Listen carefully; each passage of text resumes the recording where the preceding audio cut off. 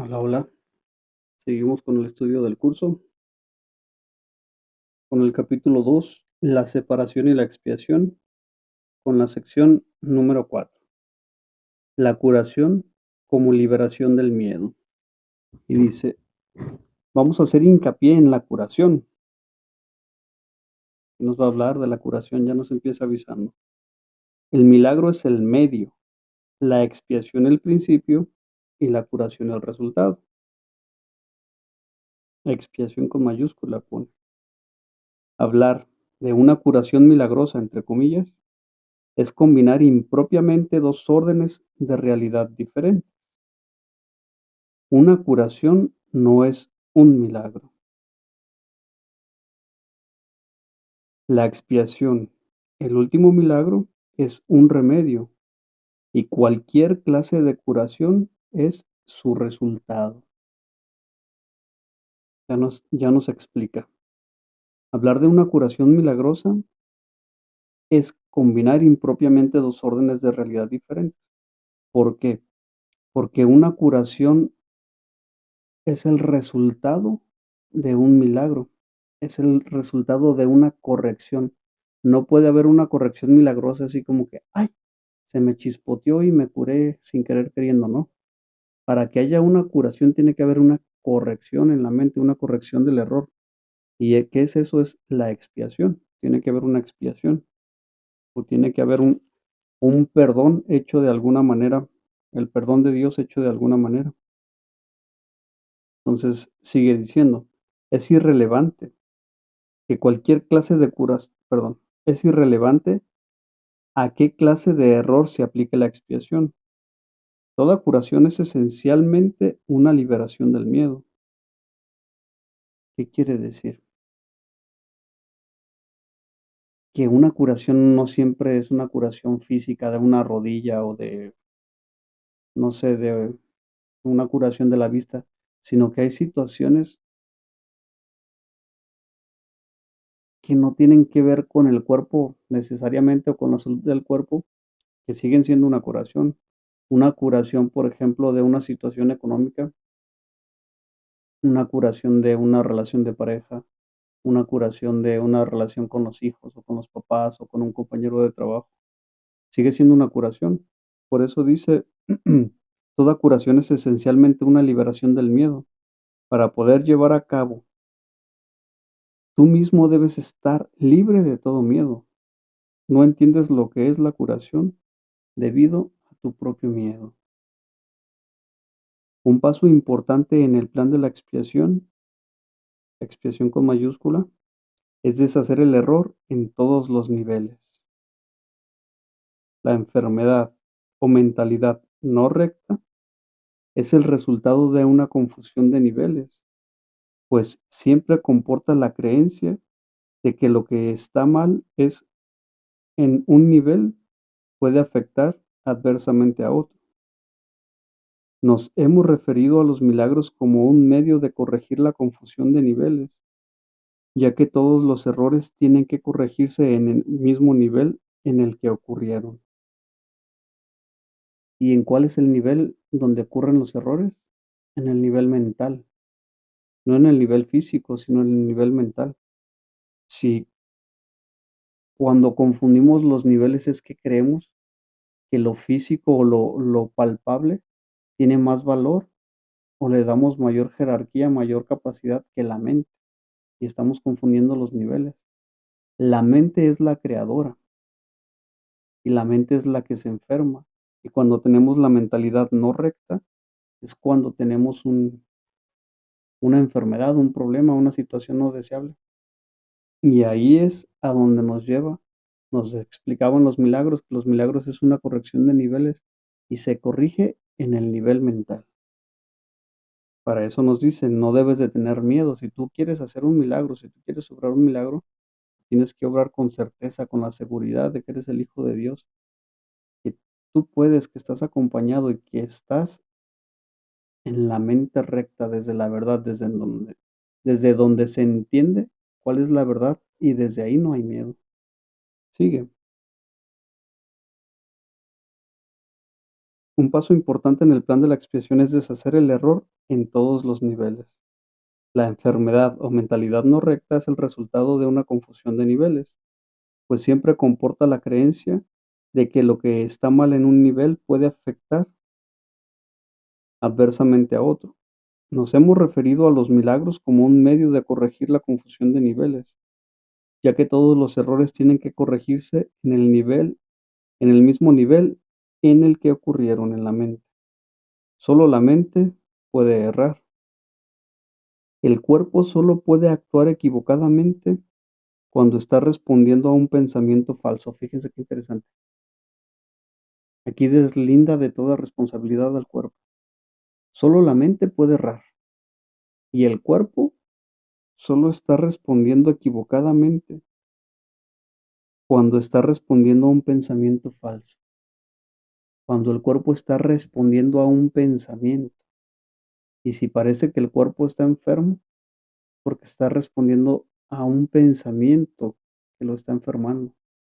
Si parece que el cuerpo está matando a alguien, a otro cuerpo, es porque el cuerpo está respondiendo a un pensamiento de odio, de resentimiento, de cualquier pensamiento no recto, pero el cuerpo solo obedece a los pensamientos que proceden de la mente.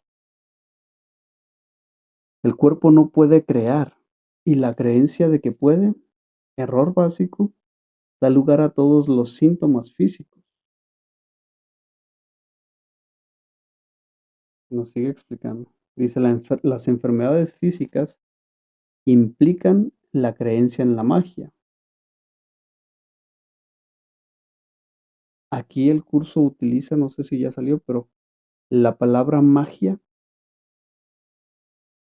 como todas las soluciones que nosotros damos, que no son a nivel mental. Por ejemplo, te duele la cabeza, te tomas un paracetamol y el paracetamol en sí, la pastilla es magia. Un té para que se te quite el dolor de estómago es magia. Un ungüento, una pomada para que se te quite un dolor muscular es magia. ¿Por qué? Porque ¿qué fue lo que hizo que ese músculo te doliera, que te doliera la cabeza? Un pensamiento. Entonces, utilizar cualquier método que no sea el pensamiento para curar, el curso se refiere a eso como magia. Dice, la distorsión que dio lugar a la magia se basa en la creencia de que existe una capacidad creadora en la materia que la mente no puede controlar. ¿Ya ven? Creemos que la mente no puede controlar ese dolor de cabeza y a una tableta que está hecha de materia, de alguna sustancia que proviene de la materia, le damos la capacidad de curar ese dolor de cabeza, pero no creemos que la mente pueda controlar el pensamiento que generó ese dolor de cabeza. Este error puede perdón. Este error puede manifestarse de dos formas. Se puede creer que la mente puede crear falsamente en el cuerpo o que el cuerpo puede crear falsamente en la mente. Cuando se comprende que la mente, el único nivel de creación, no puede crear más allá de sí misma, ninguno de esos dos tipos de confusión tienen por qué producirse.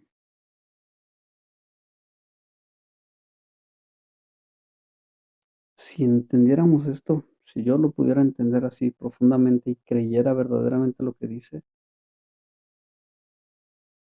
cuando se comprende que la mente, el único nivel de creación, no puede crear más allá de sí misma, ¿qué nos está diciendo?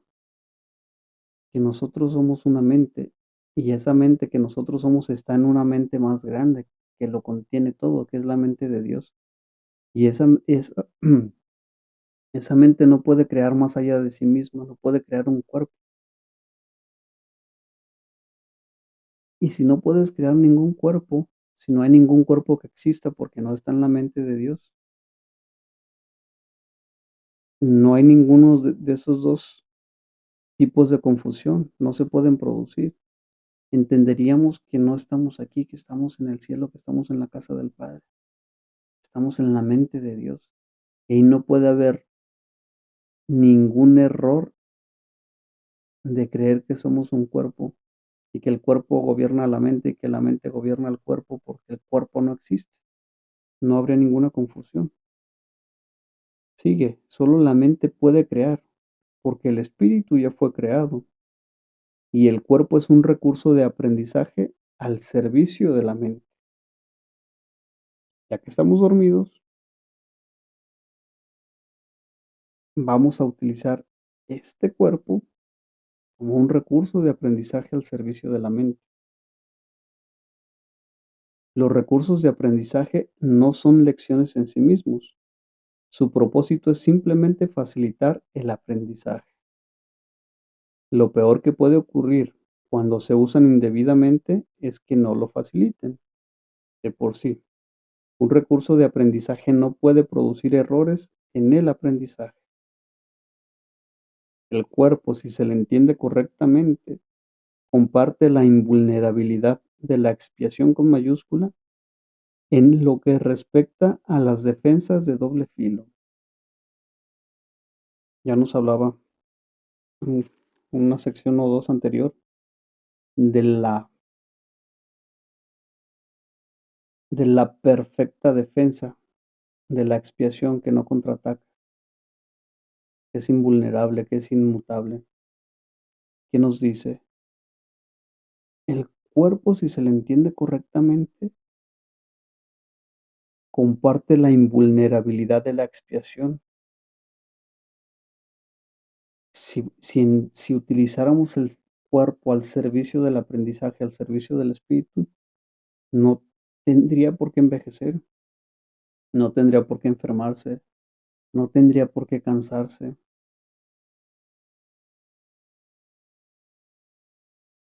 Dice, ello es así, no porque sea un milagro, sino porque de por sí no da lugar a interpretaciones falsas. El cuerpo no tiene la capacidad de pensar ni de interpretar. El cuerpo solo obedece a la mente y la mente le da la orden. El cuerpo no tiene juicio si es bueno, si es malo. Se puede exagerar el valor de sus capacidades del cuerpo y con frecuencia se hace. Sin embargo, es casi imposible negar su existencia en este mundo. ¿Qué dice? Que por más que queramos negar la existencia del cuerpo, estamos aprendiendo que no es real. Dice que estando aquí en el mundo es casi imposible negar esta existencia del cuerpo. Estando aquí en el mundo o para estar aquí en el mundo necesitamos tener un cuerpo. Necesitamos una mente demasiado educada, demasiado perdonada para negar la existencia del cuerpo. Si logramos negar correctamente la existencia del cuerpo, pues ya no necesitamos estar aquí, ya no estaríamos aquí.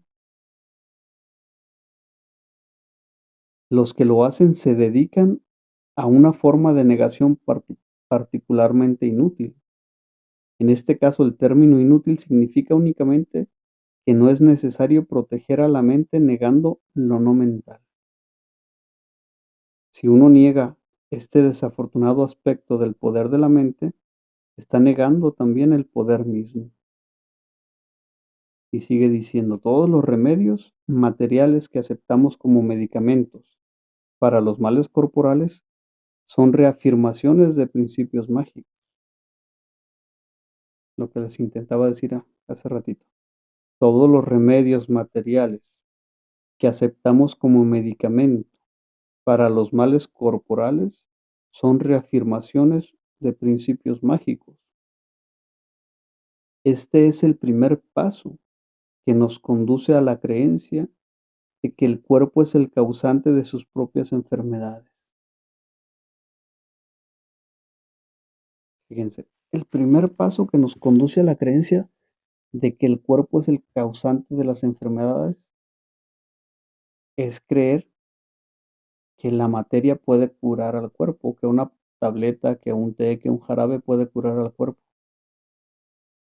Y entonces, al hacer eso, al pensar eso, dotamos al cuerpo de la capacidad de enfermarse. El segundo paso en falso es tratar de curarlo por medio de agentes no creativos. Al darle al cuerpo estos agentes no creativos, estamos reafirmando que es cierto que el cuerpo tiene la capacidad de enfermarse. Esto no quiere decir, sin embargo, que el uso de tales agentes con propósitos correctivos sea malo. ¿Qué nos dice el curso? No, el cuerpo no se enfermó por sí solo y el medicamento, las tabletas, las pastillas, las píldoras no lo van a curar. Pero no es que sea malo, si tú tienes una enfermedad, una situación de salud, tómate el medicamento, ve con el doctor que te recete, que vea qué es lo que tu cuerpo, qué medicamento necesita tu cuerpo, pero no porque las tabletas o el medicamento vayan a curar al cuerpo, sino porque todavía no tenemos la fe para creer que podemos curarnos a través de la mente.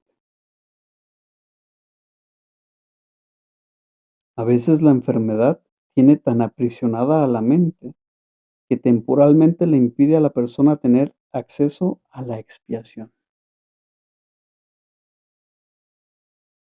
¿Sí se fijan lo que nos dice? Si tú te necesitas tomar una tableta para el dolor de cabeza, tómate. Pero el remedio es la expiación.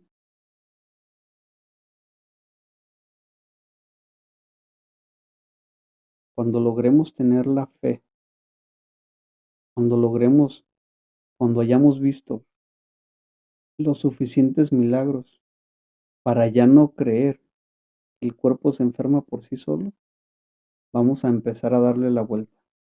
Cada vez que tengamos una necesidad, un malestar físico, nos vamos a sentar de la mano del Espíritu Santo a pedir corrección para nuestra mente.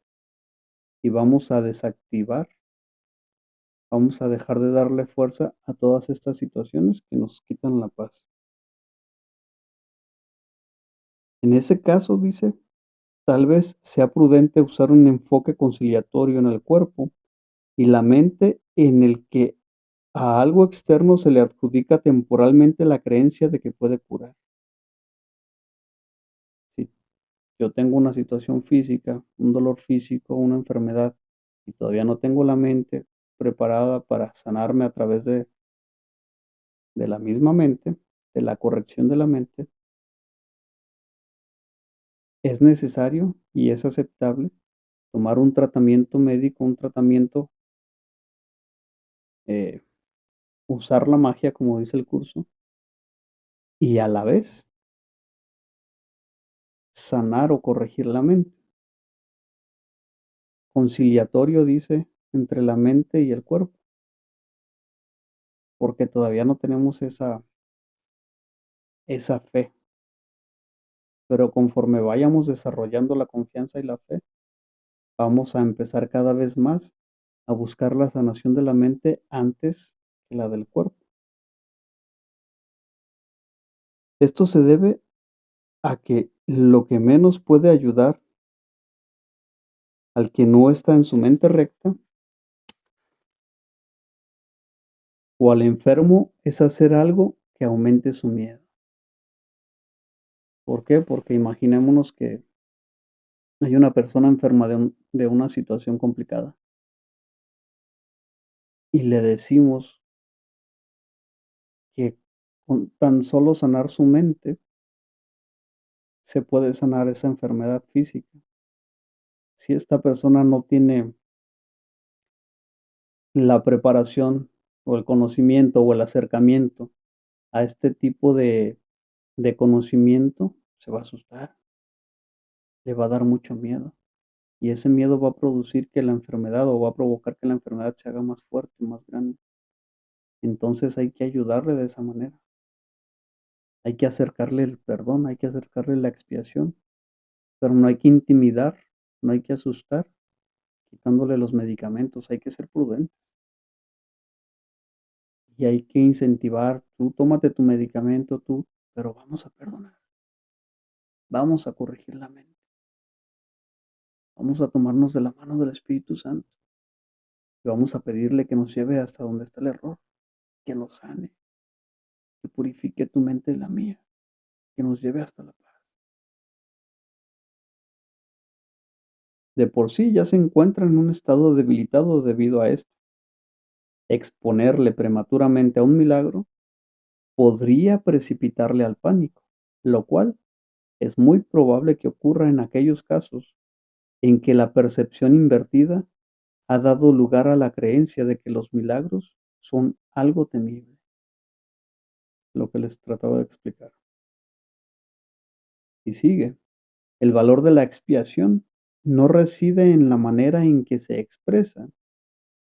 De hecho, si se usa acertadamente, se expresará inevitablemente en la forma que le resulte más beneficiosa a aquel que lo va a recibir. ¿Qué quiere decir? El valor de la expiación no reside en la manera en que se expresa. Cuando hacemos una expiación, que es una corrección, que es un deshacimiento de la mano del Espíritu Santo, la expiación es la función del Espíritu Santo. Cuando hacemos una expiación, no necesariamente, vamos a ver, vamos a suponer, una psicoterapia es una corrección, es un perdón guiado de la mano del Espíritu Santo. Cuando ofrecemos una psicoterapia del Espíritu Santo, del curso de milagros, los terapeutas queremos que la persona se sane del cáncer, de, vamos a decir, del cáncer.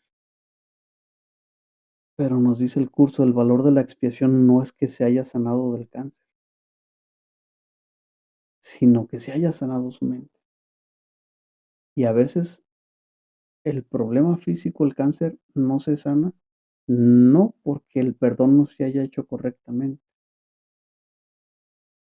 El valor de la expiación reside en que la persona recupera su paz mental.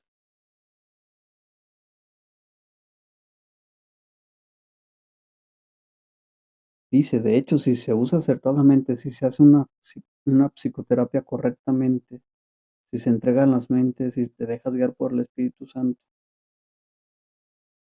se expresa inevitablemente en la forma que le resulte más beneficiosa a aquel que la va a recibir. Porque el terapeuta tiene la perfecta confianza de que se hizo el perdón completo, correcto, de la manera adecuada, pero si la persona tiene miedo de que se le quite el cáncer, no se le va a quitar. No porque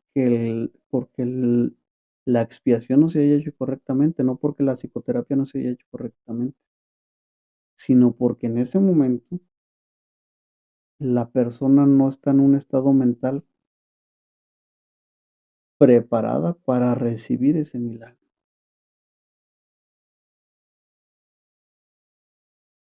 Esto quiere decir que para un milagro sea lo más efi que para que un milagro, perdón, sea lo más eficaz posible, debe expresarse en un idioma que el que lo ha de recibir pueda entender sin miedo. Los resultados del perdón le van a ir llegando a la persona que lo está recibiendo de una manera que no le asuste.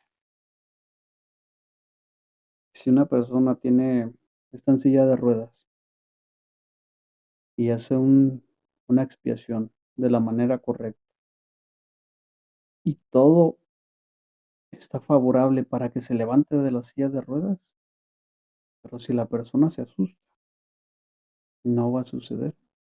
No porque no se haya hecho bien, no porque no sea posible, porque en la mente de esa persona existe el miedo a que sea posible. Y entonces el resultado va a ser diferente, va a ser a un nivel de una forma en la que él o ella o esta persona lo pueda tolerar, lo pueda digerir, lo pueda recibir. Eso no significa que ese sea necesariamente el más alto nivel de comunicación de que dicha persona es capaz.